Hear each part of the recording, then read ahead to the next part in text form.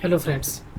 आज हम लोग बात करते हैं टाइम फ्रेम के बारे में, क्योंकि बहुत से लोगों को, मोस्ट ऑफ द पीपल्स को पता ही नहीं है कि वो ट्रेड किस टाइम फ्रेम पे कौन से ट्रेड को एग्जीक्यूट करें।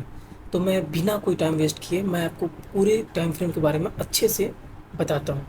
तो सबसे पहले मैं बताता हूँ स्कैल्पिंग के बारे में, कि अगर आप स्कैल्पिंग करते हैं इंडेक्स में तो आपको ज़्यादा से ज़्यादा 1 मिनट, 3 मिनट और 5 मिनट के ही कैंडल्स को ऑब्जर्व करना है और इसी टाइम फ्रेम पे आपको स्कैल्पिंग डन करना है। लेकिन आप लोग को एंट्री 1 मिनट पे करना है। भले आप देखोगे 5 मिनट तक का, लेकिन एंट्री आपका 1 मिनट का होगा और उसी 1 मिनट के कैंडल पे एंट्री करके आप 3 मिनट 5 मिनट तक वेट करके आप स्कैल्पिंग डन कर सकते हो। तो ये था आपका स्कैल्पिंग के लिए।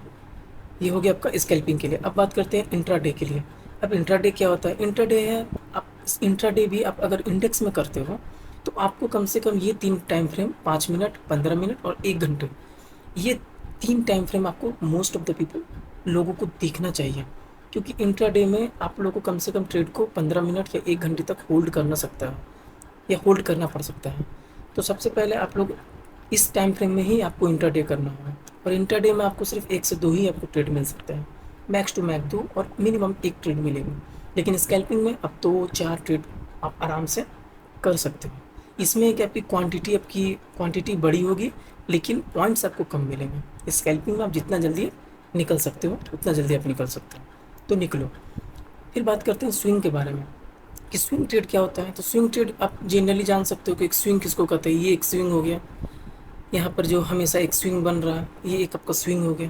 तो स्विंग ट्रेड क्या होगा? स्विंग ट्रेड होगा आपका स्टॉक्स में। क्योंकि स्टॉक्स में आप स्विंग करोगे तो सबसे बेहतर रहेगा क्या, मैं बताता हूँ, कि आप इसको ज़्यादा होल्ड नहीं कर सकते। स्विंग में स्विंग में आपको ज़्यादा से ज़्यादा 7 दिन, 15 दिन या 1 महीने आप होल्ड कर सकते हो स्विंग ट्रेड में। क्योंकि आप वो स्टॉक में कर रहे हो और उसमें भी आपको एसएल प्रॉपर रखना होगा और आपका टारगेट रखना होगा।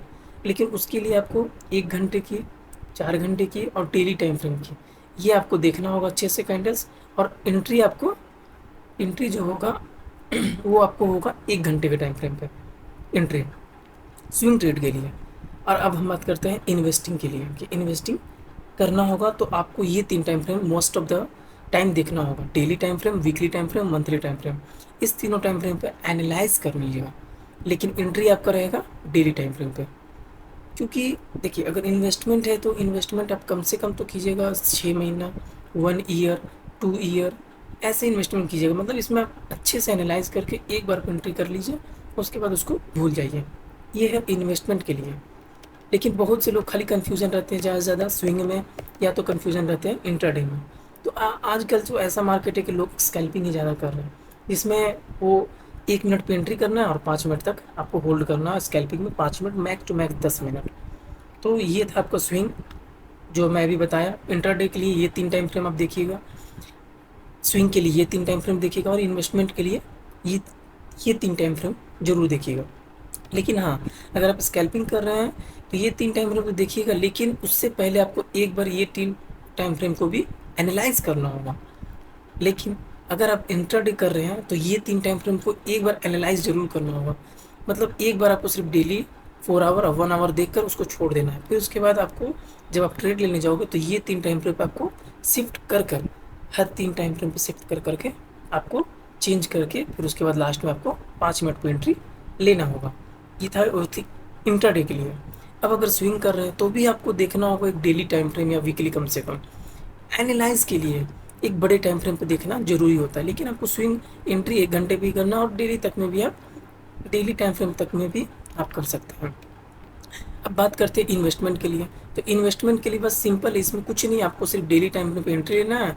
वीकली और मंथली आपको कैंडल ध्यान देना है कि वो किस तरह का और कैसा बन रहा है।